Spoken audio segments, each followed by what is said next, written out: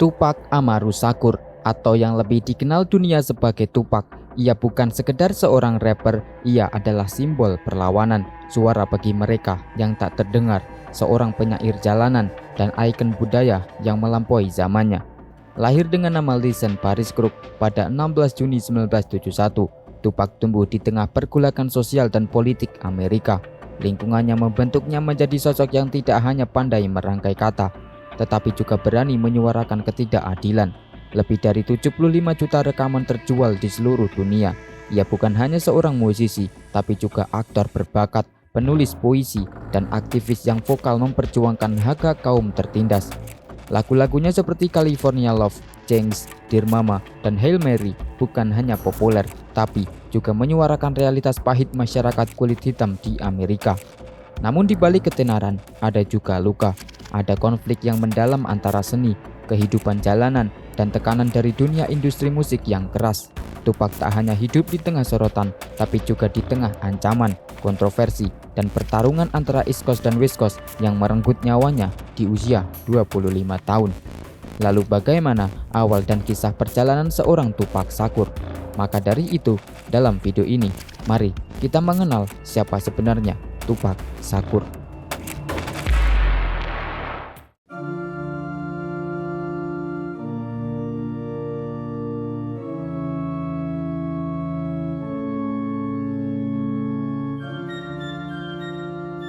Tupac Amaru Shakur lahir pada 16 Juni 1971 di East Harlem, Manhattan, New York City dari pasangan Afeni Shakur dan Billy Garland.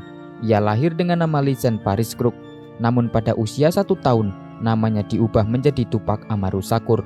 Nama tersebut diambil dari Tupac Amaru II, seorang keturunan penguasa terakhir Kekaisaran Inca yang dieksekusi di Peru pada tahun 1781 karena memimpin pemberontakan melawan kekuasaan Spanyol. Ibunya, Afeni Shakur, pernah menjelaskan, "Saya ingin dia memiliki nama dari seseorang yang revolusioner, seorang pribumi dunia. Saya ingin dia tahu bahwa dirinya adalah bagian dari budaya dunia, bukan hanya dari satu lingkungan." Nama belakang Shakur sendiri diambil dari Lumumba Shakur, seorang muslim Sunni yang dinikahi ibunya pada November 1968. Namun, pernikahan mereka berakhir setelah diketahui bahwa Lumumba bukan ayah kandung Tupac. Tupac memiliki seorang kakak tiri bernama Moprem Komani Shakur, serta seorang adik perempuan tiri bernama Sekiwa Shakur yang 2 tahun lebih muda darinya. Orang tua Tupac, yaitu Afeni Shakur, memiliki nama lahir Alice Faye William, lahir pada 10 Januari 1947. Dan ayah kandungnya, William Billy Garland, lahir pada 14 Maret 1949, merupakan anggota aktif Black Panther Party di New York pada akhir 1960-an dan awal 1970-an. Sebulan sebelum Tupac lahir, ibunya sedang diadili sebagai bagian dari kasus besar Panther 21, namun akhirnya dibebaskan dari lebih dari 150 dakwaan. Beberapa anggota keluarga lainnya juga terlibat dalam Black Liberation Army, yaitu sayap radikal dari gerakan tersebut, dan dihukum karena kejahatan berat. Ayah tiri Tupac, Mutulu Shakur, termasuk dalam daftar 10 buronan paling dicari FBI selama 4 tahun sebelum akhirnya ditangkap pada 1986 dan dihukum karena keterlibatannya dalam perampokan mobil Bring tahun 1981 yang menyebabkan kematian beberapa petugas polisi dan penjaga keamanan.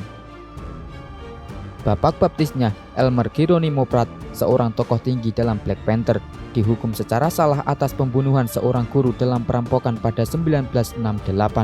Setelah 27 tahun di penjara, vonisnya dibatalkan karena ditemukan bukti bahwa jaksa menyembunyikan fakta yang membuktikan ketidakbersalahannya.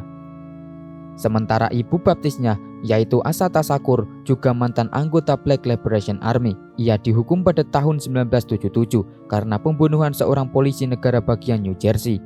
Sejak melarikan diri dari penjara pada 1979, ia masuk dalam daftar FBI Most Wanted Terror sejak tahun 2013. Pada tahun 1980-an, ibunya mengalami kesulitan ekonomi dan kecanduan narkoba. Pada tahun 1984, keluarga mereka pindah dari New York ke Baltimore, Maryland. Sejak usia 13 tahun, Tupac tinggal di kawasan Penn Lucie, Baltimore, di kawasan Greenmount Avenue, bersama ibunya dan juga adik perempuannya. Rumah tersebut merupakan rumah 2 lantai yang dibagi menjadi 2 unit, dan keluarga Shakur menempati lantai pertama. Setelah kematiannya, jalan tersebut dinamai ulang menjadi Tupac Shakur Way.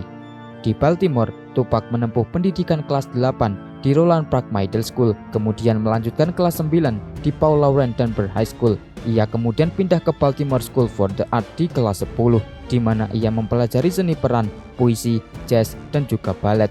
Ia tampil dalam drama-drama karya Shakespeare yang ia anggap memiliki kesamaan tema dengan konflik antar geng dan memerankan karakter Mouse King dalam balet The Nutcracker. Di sekolah seni tersebut, ia bersahabat dengan aktris Jada Pinkett yang kemudian menjadi inspirasi dalam beberapa puisinya seperti Jada dan The Tears in Cupid Eyes. Bersama temannya Dana Mouse Smith sebagai beatbox, Tupac sering menang dalam kompetisi rap sekolah. Ia dikenal humoris dan disukai oleh berbagai kalangan pelajar. Tupac juga memiliki selera musik yang beragam, dari Cat Bass, Culture Club, Sinéad O'Connor, hingga U2. Pada tahun 1988, Tupac pindah ke Marin City, California, sebuah komunitas miskin di wilayah San Francisco Bay Area. Ia kemudian bersekolah di Tamalpais High School di Mill Valley, di mana ia ikut berperan dalam beberapa pertunjukan teater. Meskipun dirinya tidak menyelesaikan pendidikan SMA secara formal, Tupac kemudian berhasil memperoleh GED-nya atau sertifikat setara kelulusan SMA.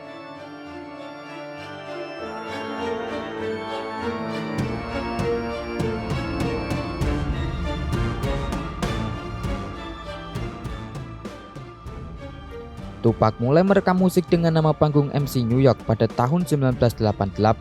Pada tahun yang sama, ia mengikuti kelas puisi yang dipandu oleh Layla Steinberg, yang kemudian menjadi manajernya. Steinberg mengorganisir sebuah konser untuk Tupac dan juga grup rapnya, yaitu Strictly Dope. Melalui usahanya, Steinberg berhasil membuat Tupac dikontrak oleh Atron Gregory, yaitu manajer grup rap terkenal Digital Underground. Pada tahun 1990, Gregory menempatkan Tupac sebagai roadie atau asisten tur dan juga penari latar untuk Digital Underground. Tupac memulai debutnya dengan nama panggung Tupac bersama Digital Underground yang saat itu telah bergabung dengan label Interscope Record melalui single berjudul Samsung pada Januari 1991. Lagu ini juga dimasukkan ke dalam soundtrack film Nothing But Trouble tahun 1991 yang dibintangi oleh Dan Aykroyd, John Candy, Kevin Gates, dan Demi Moore. Lagu tersebut menjadi pembuka dalam EP Digital Underground bertajuk This Is an EP Release, dan Tupac juga muncul dalam video musiknya. Atas permintaan Steinberg, salah satu pendiri Digital Underground, yaitu Jimmy Chopmaster G. Drake, bekerja sama dengan Tupac, Ray Luv, dan DJ Diz dalam rekaman studio pertama mereka. Antara tahun 1988 hingga tahun 1991, Drake dan Digital Underground memproduksi karya awal Tupac bersama grupnya saat itu, yaitu Strictly Dope. Rekaman-rekaman ini ditemukan kembali pada tahun 2000 dan dirilis dengan judul The Lost Tape circa 1989. Ibunya, Afeni Shakur, sempat menggugat untuk menghentikan penjualan album tersebut, namun kasus diselesaikan pada Juni 2001 dan album akhirnya dirilis ulang dengan judul Beginning the Lost Tapes tahun 1988 hingga 1991. Melalui Digital Underground, Tupac bertemu Randy Streetwalker, yaitu anggota grup Live Squad dari Queen, New York. Mereka menjadi sahabat dekat dan sering tampil serta merekam musik bersama. Street bahkan tampil dalam album Digital Underground tahun 1991 berjudul Son of the Bee. Album debut Tupac bertajuk Tupac Calypso Now merujuk pada film Apocalypse Now tahun 1979, dirilis pada November 1991. Beberapa rapper ternama seperti Nas, Eminem, The Game, dan Talib Kweli mengakui album ini sebagai inspirasi besar mereka. Lagu-lagu seperti If My Homie Calls, Trap, dan Brenda Got Baby menggambarkan secara puitis tentang perjuangan individu di bawah tekanan sosial ekonomi. Wakil Presiden Amerika saat itu, Dan Quayle, mengecam album ini dengan berkata, "Tidak ada alasan bagi album seperti ini untuk dirilis. Ini tidak pantas ada di masyarakat kita." Karena itu, Tupac pun merasa disalahpahami. Tetapi album ini meraih sertifikasi gold dengan penjualan mencapai lebih dari 500.000 kopi. Isi liriknya dianggap tetap relevan hingga saat ini dalam menyuarakan masalah urban masyarakat kulit hitam. Album kedua Tupac, Strictly for My Nigga, dirilis pada Februari 1993. Album ini meraih kesuksesan secara kritis dan komersial, debut di posisi ke-24 di tangga album Billboard 200. Album ini menampilkan sisi yang lebih keras dari Tupac dengan tema sosial politik yang kuat dan nuansa produksi yang lebih agresif. Lagu Last Word menampilkan kolaborasi dengan Ice Cube, yaitu penulis lagu Fuck the Police. dari NWA dan juga Ice-T yang pada tahun 1992 menuai kontroversi lewat lagu Cop Killer bersama bandnya yaitu Body Count. Dalam versi vinilnya, sisi A diberi label Black Side dan sisi B disebut Dark Side. Album ini membuat single terkenal I Get Around, lagu pesta yang menampilkan Shock dan Money B dari Digital Underground yang menjadi titik balik karir Tupac, menembus posisi ke-11 di tangga lagu Billboard Hot 100. Album ini juga menyertakan lagu Keep Ya Head Up yang penuh empati dan menjadi himne pemberdayaan perempuan. Album ini berhasil meraih sertifikasi platinum dengan penjualan lebih dari 1 juta kopi. Hingga tahun 2004, dari seluruh rilisan Tupac, termasuk album Anumerta dan kompilasi Strictly for My Niggas, menempati posisi ke-10 dalam total penjualan, yaitu sekitar 1,3 juta kopi. Pada akhir tahun 1993, Tupac membentuk grup Thug Life bersama Big Syke, Makadosis, saudara tirinya yaitu Muprem Shakur, dan juga Rated R. Biasanya, Thug Life tampil di atas panggung tanpa kehadiran Tupac. Grup ini hanya merilis satu album, yaitu Thug Life Volume 1 pada 11 Oktober 1994. Namun, album ini berhasil meraih sertifikasi Gold. Salah satu singlenya, Pour Out Little Liquor, diproduksi oleh Johnny Jackson, yang kemudian banyak memproduksi lagu dalam album All Eyes on Me. Lagu ini juga masuk dalam soundtrack film Above the Rim. Karena saat itu genre gangsta rap banyak mendapat kritik, versi awal album ini dibatalkan dan digantikan dengan versi baru yang sebagian besar berisi lagu-lagu baru. Meski begitu, Tupac sempat membawakan lagu Out on Bail yang direncanakan sebagai single utama namun tidak pernah dirilis, bersama Strat di ajang The South Award tahun 1994. Pada tahun 1993, saat berkunjung ke Los Angeles, The Notorious B.I.G.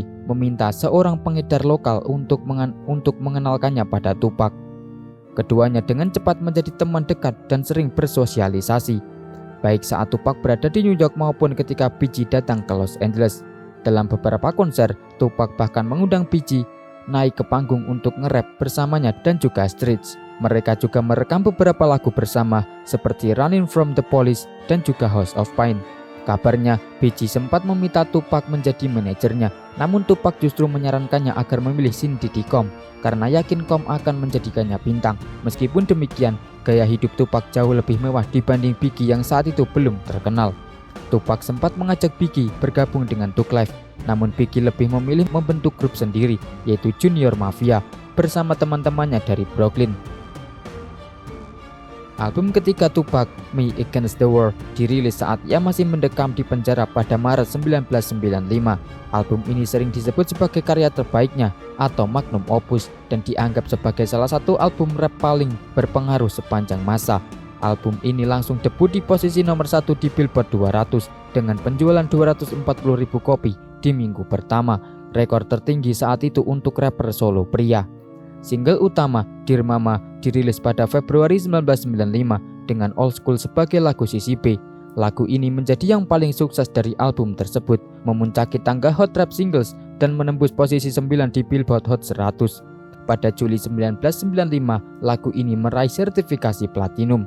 Kemudian, single kedua, So Many Tears, dirilis pada Juni 1995 dan mencapai posisi 6 di tangga rap, serta posisi 44 di Hot 100.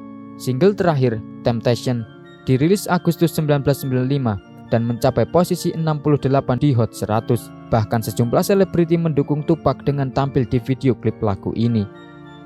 Tupac kemudian memenangkan kategori Best Rap Album di Soul Train Music Award tahun 1996. Hingga tahun 2001, album ini menjadi album keempat terlaris miliknya dengan penjualan sekitar 3 juta kopi di Amerika Serikat.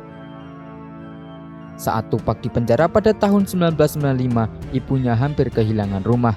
Tupac meminta istrinya saat itu yaitu Keisha Morris untuk menghubungi Suge Knight, yaitu pendiri Death Row Records. Suge Knight kemudian dikabarkan langsung mengirimkan $15.000 kepada ibunya. Pada Oktober 1995, Suge Knight mengunjungi Tupac di penjara dan membayar jaminannya sebesar $1,4 juta. Dan setelah bebas, Tupac kembali ke Los Angeles dan bergabung dengan Death Row Records. Meskipun pada saat itu ia masih mengajukan banding atas vonis Desember 1994-nya. Album keempat Tupac, All Eyes on Me, dirilis pada 13 Februari 1996. Ini adalah album rap ganda pertama dalam sejarah, memenuhi 2 dari 3 album dalam kontraknya dengan Death Row. Album ini berisi 5 single dan lebih fokus pada gaya hidup gangsta, meninggalkan tema politik seperti dalam karya-karya sebelumnya. Wartawan musik Kevin Powell mencatat bahwa setelah keluar dari penjara, Tupac terlihat lebih agresif dan seperti orang yang benar-benar berubah. Album ini debut di posisi nomor 1 di Billboard 200 dan juga top R&B hip hop album, terjual 566.000 kopi di minggu pertama. Pada April 1996, album ini telah meraih sertifikasi 5 kali multi platinum. 2 single utamanya, How Do You Want It dan juga California Love, menempati posisi nomor 1 di Billboard Hot 100. Death Row juga merilis lagu This Is The Map sebagai sisi B dari How Do You Want It. Lagu ini penuh kemarahan dan ditujukan pada Bad Boy Record, Biggie, Sincom, Junior Mafia, dan artis-artis East Coast seperti Mobb Deep dan juga Chino XL. All Eyes On Me memenangkan R&B Soul or Rap Album of the Year di Soul Trend Music Award tahun 1997, dan di tahun yang sama Tupac memenangkan favorit rap hip hop artis di American Music Award. Album ini kemudian disertifikasi 9 kali multi platinum pada 1998 dan 10 kali pada Juli 2014. Saat Tupac wafat, ia telah menyelesaikan album kelima, The Don Killuminati, The 7 Day Theory, di bawah nama panggung baru Makaveli.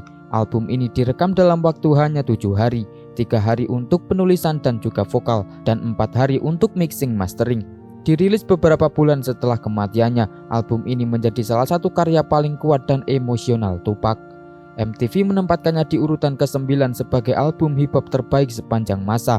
Album ini disebut penuh luka, kemarahan, refleksi, dan balas dendam yang masih menggema di hati para penggemar. Menurut George Papaji Brace, mantan kepala humas Death Row Record, album ini sebenarnya dimaksudkan untuk menjadi rilisan underground dan tidak direncanakan dirilis sebelum Tupac meninggal. Namun, album ini debut di nomor 1 di tanggal Billboard dan menjadi album dengan penjualan minggu pertama tertinggi kedua di tahun itu. Dan pada 15 Juni 1999, album ini meraih sertifikasi 4 kali multi platinum.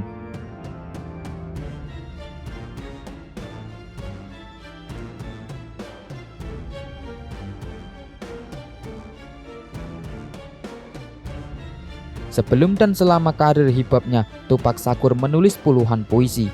Beberapa yang paling terkenal adalah Can You See the Blood in the Panther, lalu If I Fail, kemudian Family Tree, dan juga The Roots That Grew from the Concrete.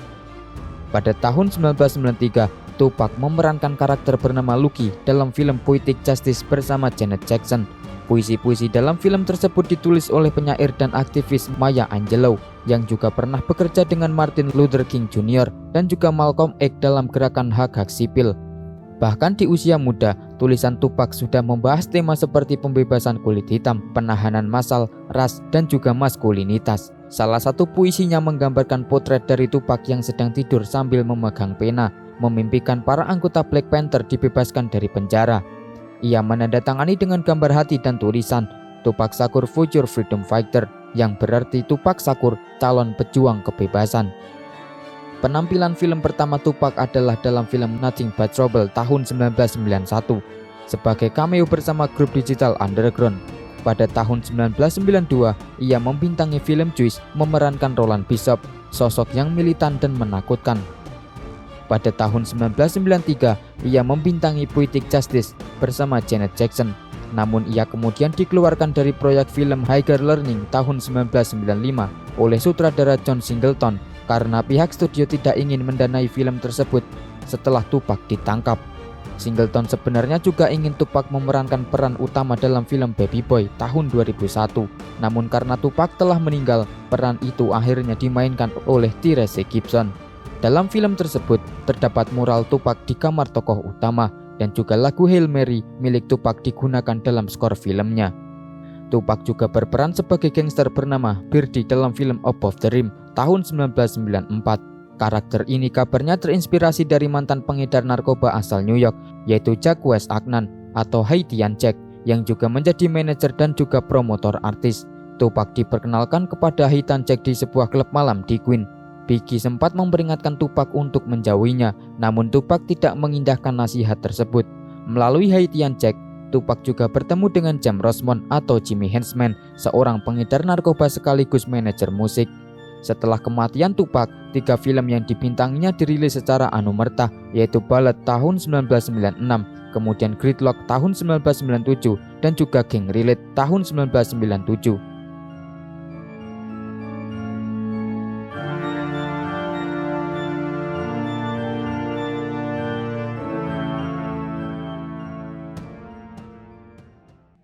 Pada November 1993, Tupac Shakur dan 2 pria lainnya didakwa di New York atas tuduhan menyodomi seorang wanita di kamar hotelnya.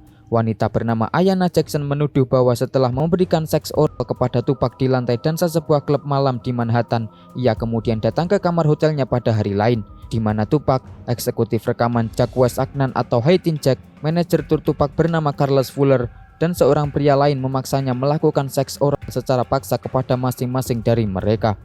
Tupac juga didakwa atas kepemilikan senjata api ilegal karena 2 senjata ditemukan di kamar hotel. Dalam wawancara di acara The Arsenio Hall Show, Tupac mengungkapkan kesedihannya karena dituduh mengambil sesuatu dari seorang wanita, mengingat ia tumbuh di lingkungan yang dikelilingi oleh perempuan. Pada 1 Desember 1994, Tupac dibebaskan dari 3 dakwaan sodomi dan tuduhan senjata, tetapi dinyatakan bersalah atas 2 dakwaan pelecehan seksual tingkat 1 karena menyentuh bokong wanita tersebut secara paksa. Kasus ini kemudian diselesaikan secara perdata setelah Jackson mengajukan gugatan sebesar $10 juta. Setelah dinyatakan bersalah, kasus Agnan dipisahkan dan ia menyelesaikan dengan pengakuan bersalah atas pelanggaran ringan tanpa menjalani hukuman penjara. Tupac menduga bahwa Agnan menjebaknya dalam kasus ini. Ia juga mencurigai keterlibatan James Henchman dan mengaitkan mereka dengan penembakan di Quad Studios tahun 1994. Tupac tidak mampu membayar uang jaminan dan menyerahkan diri ke penjara pada 23 Desember 1994. Saat itu, ia masih dalam masa pemulihan setelah ditembak 5 kali pada 30 November. Pada Januari 1995, ia dipindahkan ke Riker Island dan pada 7 Februari dijatuhi hukuman 18 bulan hingga 4,5 tahun penjara oleh hakim yang menyebutnya perbuatan sebagai kekerasan brutal terhadap wanita yang tidak berdaya. Pada Maret 1995, Tupac dipindahkan ke penjara Clinton di Dannemora. Di sana ia kembali gemar membaca buku, termasuk The Prince karya Niccolo Machiavelli dan The Art of War karya Sun Tzu. Ia juga menikah dengan kekasihnya, yaitu Keisha Morris, namun pernikahan itu kemudian dibatalkan. Selama di penjara, ia berkomunikasi lewat surat dengan selebriti seperti James Carey dan Tony Danza, dan juga meminta kunjungan dari aktivis Al Sharpton. Pada Oktober 1995, Suge Knight dari Detroit Records membayar jaminannya sebesar 1,4 juta sehingga Tupac dibebaskan sambil menunggu proses banding. Pada 30 November 1994, Tupac ditembak 5 kali saat akan merekam lagu di Quad Studios Times Square. Ia menduga bahwa penembakan tersebut adalah jebakan. Meski dokter menyarankan rawat inap, Tupac memutuskan pulang beberapa jam setelah operasi dan dirawat di rumah aktris Jasmine Guy. Keesokan harinya, ia muncul di pengadilan dengan kursi roda untuk mendengarkan putusan kasus pelecehan seksualnya. Tupac menuduh P. Diddy, James Henchman, dan The Notorious B.I.G. sebagai orang yang terlibat dalam penyerangan itu. Setelah lagu Wusud Ya dirilis oleh Biggie, Tupac merespon dengan lagu Hit 'Em Up yang mengejek Biggie, Puff Diddy, dan juga rekan-rekannya. Pada 2011, seorang narapidana bernama Dexter Isaac mengaku bahwa ia adalah salah satu penyerang Tupac atas perintah Jimmy Henchman. Tupac sendiri juga pernah dihukum atas 2 kasus kekerasan ringan. Pertama, ia memukul seorang rapper dengan tongkat baseball di konser dan ia dihukum 30 hari penjara, namun 20 hari ditangguhkan. Lalu yang kedua, menyerang sutradara Allen Hughes dalam film Menace II Society dan menjalani 15 hari penjara. Tak hanya itu, Tupac ditangkap di Los Angeles karena membawa pistol semi-otomatis. Ini adalah pelanggaran kedua karena ia sudah pernah dihukum atas kasus senjata sebelumnya. Ia pun dijatuhi hukuman 120 hari penjara, namun dibebaskan sementara menunggu banding. Pada 22 Agustus 1992, saat Tupac tampil di Marin City, sebuah pistol yang dijatuhkan secara tidak sengaja meletus dan pelurunya menewaskan seorang anak laki-laki berusia 6 tahun, yaitu Kyle Walker Till. Peluru tersebut berasal dari pistol terdaftar milik Tupac. Meskipun tidak ada dakwaan pidana, ibu korban mengajukan gugatan perdata dan diselesaikan dengan pembayaran sekitar $300.000 hingga $500.000.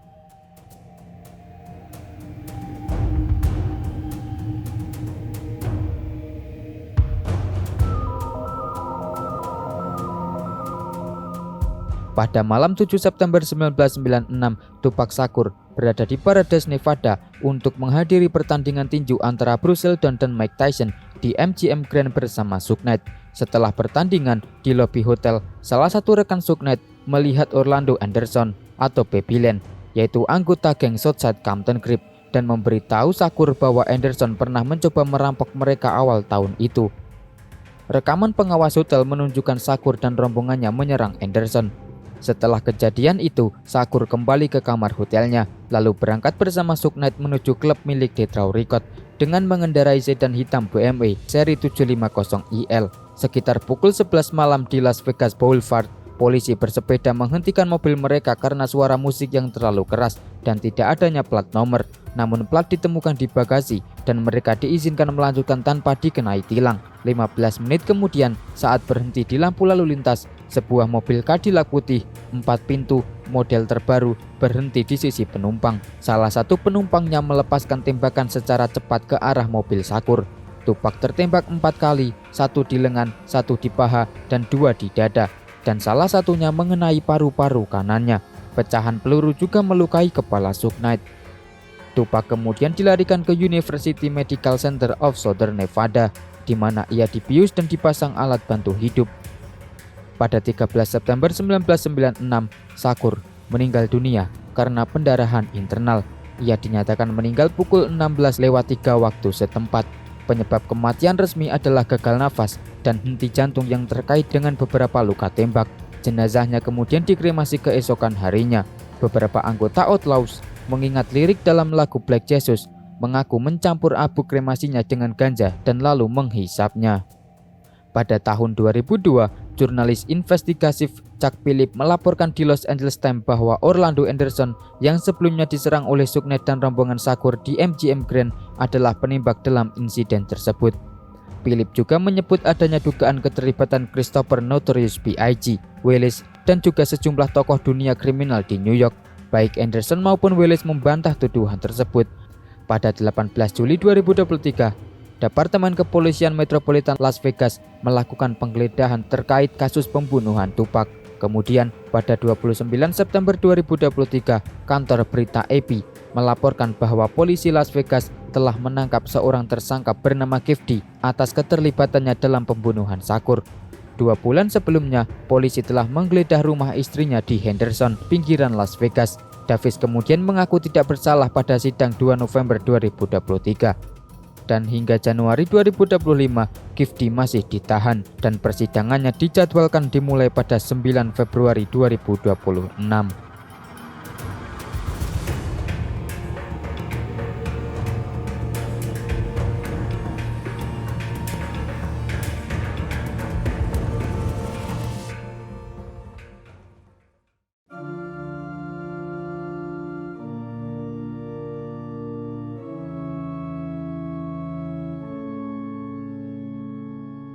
Dalam wawancara tahun 1995 bersama Vibe Magazine, Tupac Shakur menyebut beberapa orang yang sangat mendukungnya selama ia menjalani hukuman penjara, termasuk Jada Pinkett, Jasmine Guy, Trish, dan juga Mickey Rourke.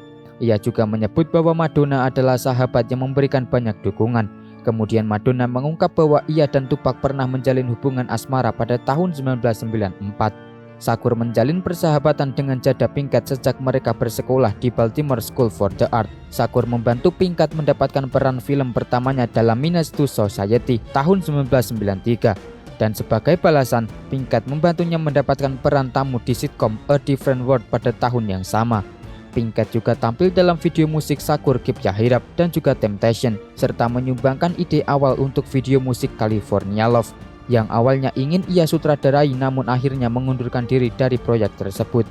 Pada tahun 1995, Jada Pinkett memberikan bantuan dana sebesar $100.000 untuk membayar uang jaminan Shakur saat ia menunggu proses banding atas vonis pelecehan seksual yang ia terima. Ia juga mengungkap bahwa dirinya menolak lamaran pernikahan dari Shakur saat ia dipenjara di Riker Island pada tahun yang sama. Tentang Pinkett, Shakur pernah berkata, "Jada adalah hatiku. Dia akan menjadi sahabatku seumur hidup. Kita akan menua bersama. Jada bisa memintaku melakukan apa saja dan dia akan mendapatkannya." Sementara itu, Pinkett menggambarkan hubungannya dengan Tupac hanya sebatas teman. "Tupac adalah salah satu sahabat terbaikku. Dia seperti saudara bagiku. hubungan kami lebih dari sekedar persahabatan. Jenis hubungan seperti itu hanya datang sekali seumur hidup. Tupac Shakur juga menjalin persahabatan dengan sejumlah tokoh terkenal lainnya, termasuk petinju Mike Tyson, Chuck D dari Public Enemy, komedian Jim Carrey, dan penyanyi Alanis Morissette. Pada April 1996, Shakur mengungkap bahwa ia, Morissette, Snoop Dogg, dan juga Suge Knight berencana membuka restoran bersama. Tupac Shakur bukan hanya seorang rapper, ia adalah simbol perlawanan, suara dari yang tertindas, dan cermin dari realitas keras yang tak semua orang mau lihat.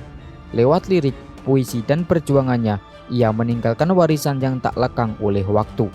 Meski kepergiannya terlalu cepat, suaranya masih terdengar di setiap beat, di setiap baris lirik, dan di hati para penggemar yang terus menghidupkan namanya.